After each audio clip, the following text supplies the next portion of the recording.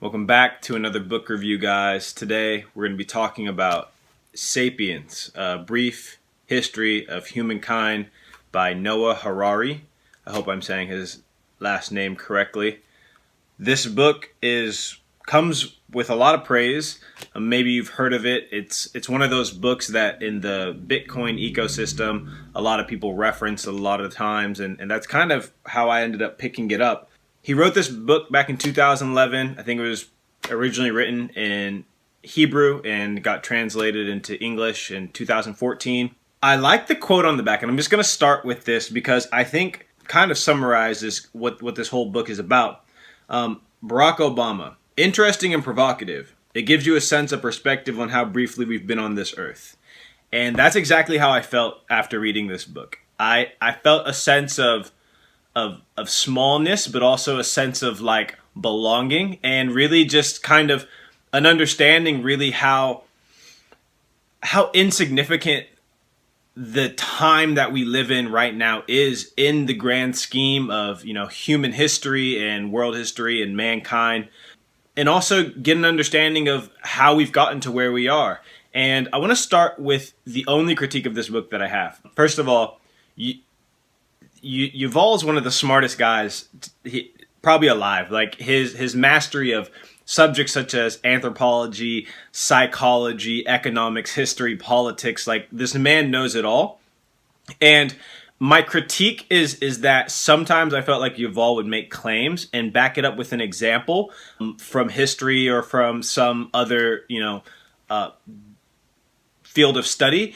But I wouldn't feel satisfied with the claim he made, given the example he gave, and it's a small critique because I think that sometimes when he's trying to paint this history, getting bogged down in details isn't gonna to make small arguments isn't necessarily gonna help him. But so the book Sapiens is an appropriate title because the book is broken down into 4 parts. I'm probably going to flip through this a couple times. This is going to be a longer video, I imagine, because this is a dense book. It's about 400 pages, but it's broken into 4 parts. Part 1, the cognitive revolution. Part 2, the agricultural revolution. Part 3, the unification of humankind. And Part 4, the scientific revolution. And Yuval starts off by, pointing out that there have been these 3 major revolutions. We are currently living through the scientific revolution. Yeah, so each section is dedicated to kind of an analysis of what these revolutions have brought and what they mean, and how we've gotten to where we are, and sort of trying to paint this picture. And the title, Sapien, is appropriate because Sapien is the species that anyone who's watching this belongs to, unless you're a dog or a cat. And Homo is the genus that we belong to.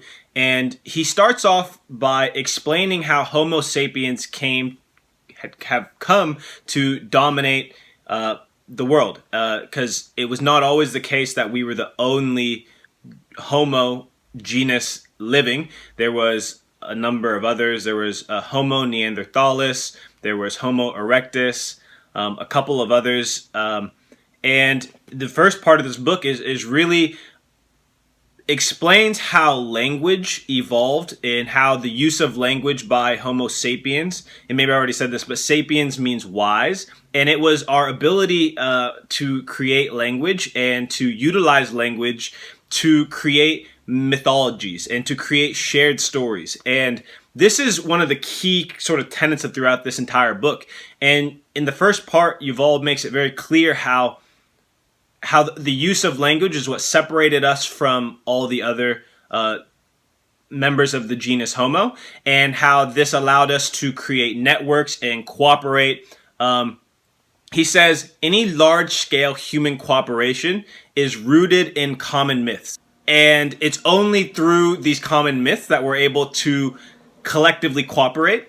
And so that's kind of the argument of the first entire part of the book, or the first section of the book. Moving on to the second part of the book, the agricultural revolution.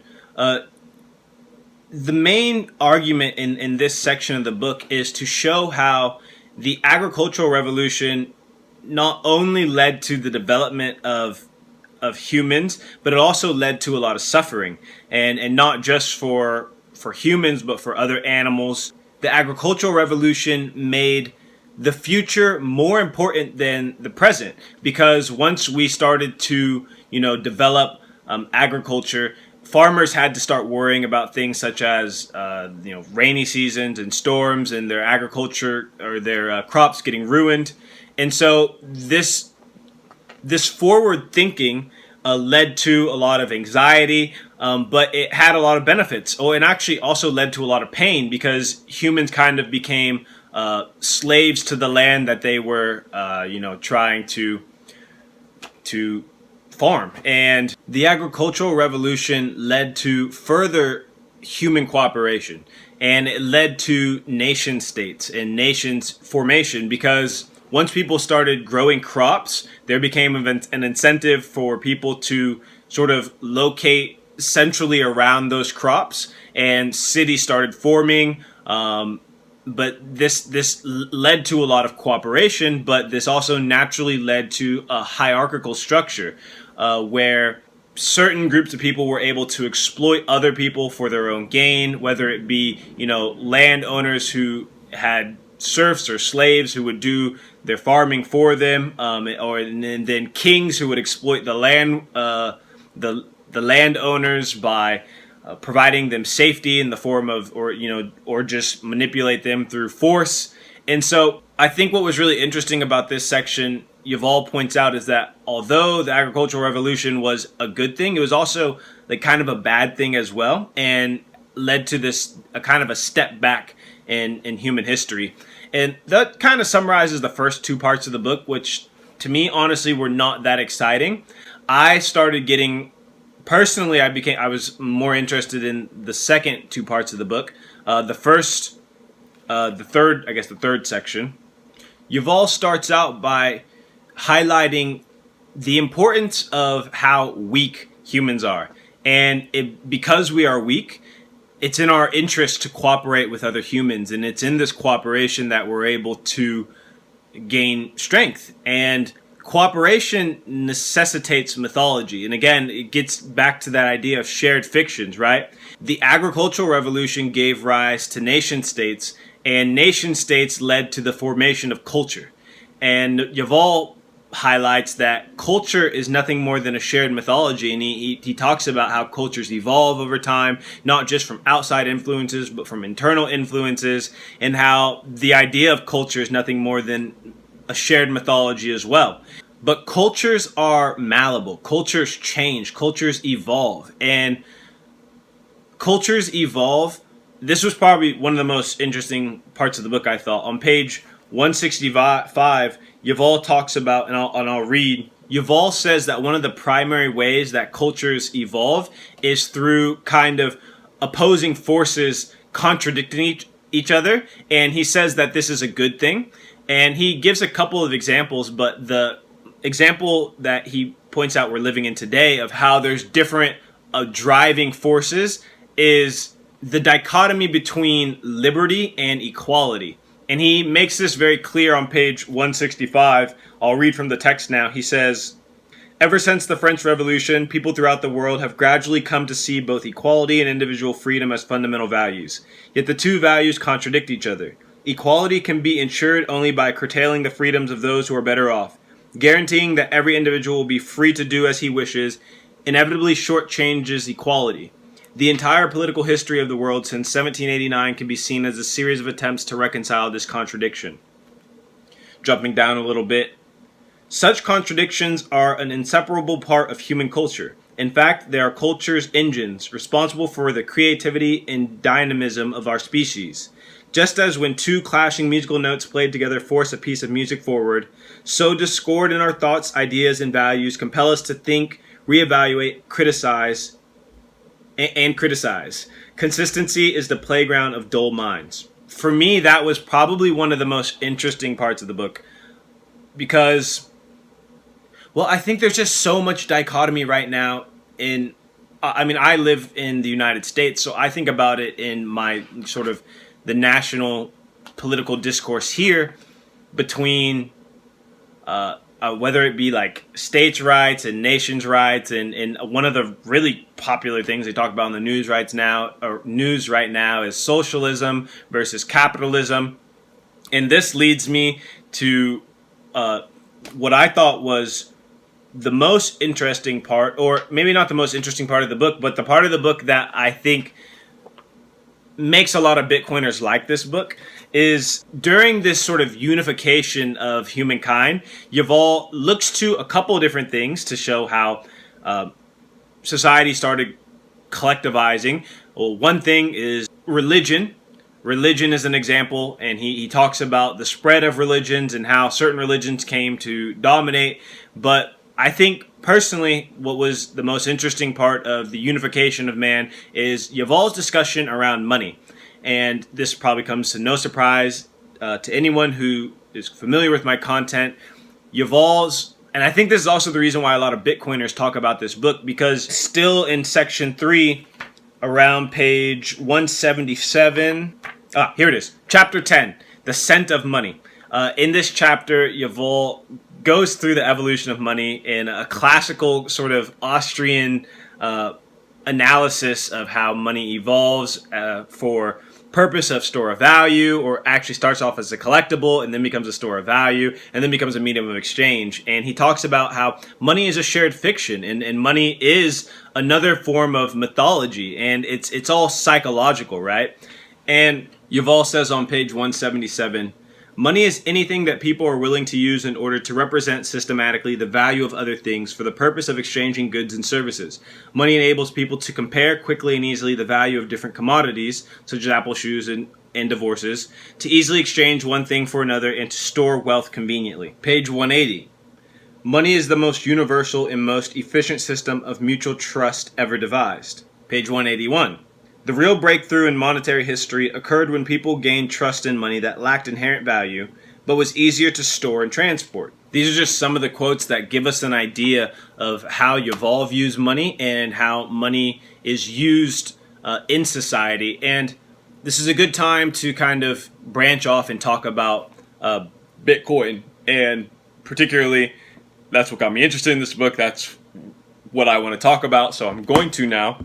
And I think that when he talks about money as a psychological construct, right, here in the United States, most of us view or have an understanding of money as being the dollar. And we believe in the dollar because we trust the United States. It's a shared fiction that we all have. And these shared fictions don't come about accidentally. They're done very deliberately, right? Like, if you look at a dollar bill, there's a lot of insignia and weird symbology and presidents and dead and famous people from history, and all of this is done to create an illusion and to create a psychological sort of attachment to this fiction. And I like what he said about money being the most efficient system for mutual trust ever created, because as we move more into a digital age, into this globalization and further the unification of mankind, as nation states start to break down and borders become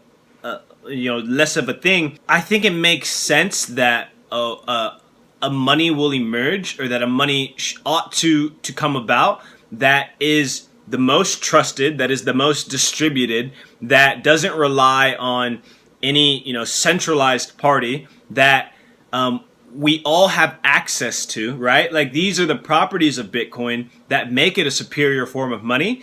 And I think what Bitcoin lacks right now is the psychological part, right? Like, people don't understand it, and people are afraid of things that they don't know. But I think why a lot of Bitcoiners like this book is getting back to the beginning of this video when I talked about how it gives you just an understanding of how minuscule this moment in time is that we live, and the sort of the grand arc of humankind. Monies have evolved, and money will continue to evolve. And I'm not here to say that Bitcoin will be the money for forever into continuum, but I do think that over the next 100, 200 years, it will serve as a money, and I think that more and more people will converge to use it.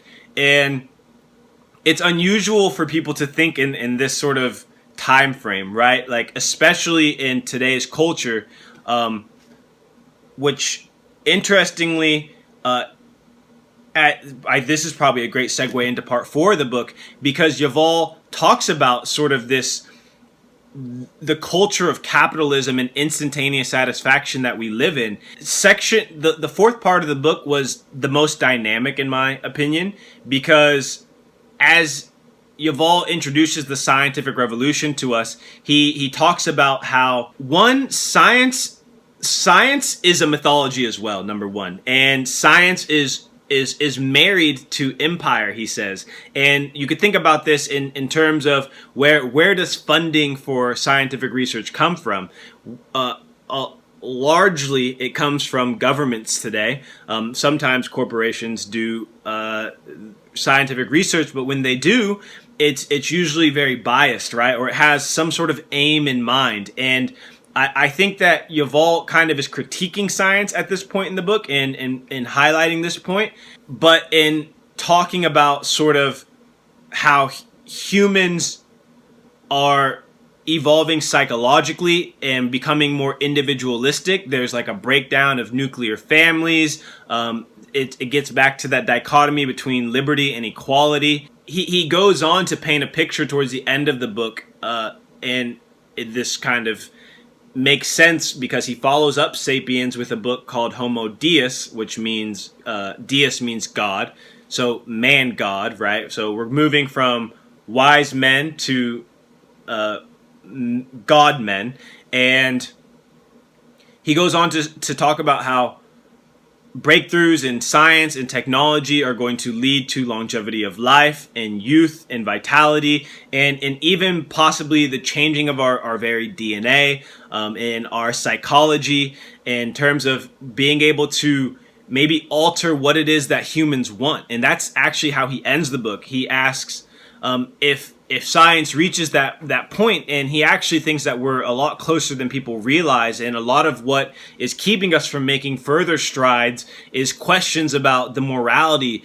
behind doing experiments on humans. And if we're able to manipulate our own desires and wishes, he gives examples like, what if we can create humans who are no longer infidelists? Like, they only have a desire to be with one person. What if we can create humans who, or he even goes on to talk about different, like the future humans might not look like us. Like, they might be cyborgs. They might, have like strong exoskeleton mechanical structures, or they could have superior brains and superior thinking capabilities and superior attention focusing capabilities, right? And I two things I didn't know is that they are currently in the process, I believe, of taking like mammoths, like woolly mammoths that have passed away centuries ago, and impregnating elephants with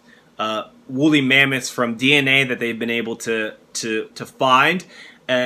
And he goes on to I don't know if this part he says is happening. No, he says, yeah, because people have volunteered to be surrogate mothers for Neanderthals, right? And being able to take the DNA of Neanderthals and put them in humans. And he says, well, what does that mean for Neanderthal rights? Like, what moral obligations will we as humans have to a species of the genus Homo that we completely eradicated, sometimes on purpose, sometimes by accident? And he ends the book with asking this question: what will we want? No, I'm just going to read it but since we might soon be able to engineer our desires too, the real question facing us is not what do we want to become, but what do we want to want? Those who are not spooked by this question probably haven't given it enough thought. And I think it was a great way to end the book. And I'm excited to, in the future, read Homo Deus. I'm probably not going to pick it up very quickly because this one was tough to get through. As you can see, it was very tough for me to get through this video. This is just a subject that I'm not very comfortable talking about, and I try to read in different areas because I don't like to just read one subject. I really do try to get a breadth of knowledge, and this book is very difficult to talk about, to be honest, for me. But I hope I did an okay job. I hope that this was interesting. I'd love to hear your guys' thoughts. What do you think about my thoughts? If you've read the book, share your thoughts below. And yeah, I think that the best question to ask is, what do we want to want? So if you can answer that question in the comments, I'd love to hear from you. See you in the next video. Peace.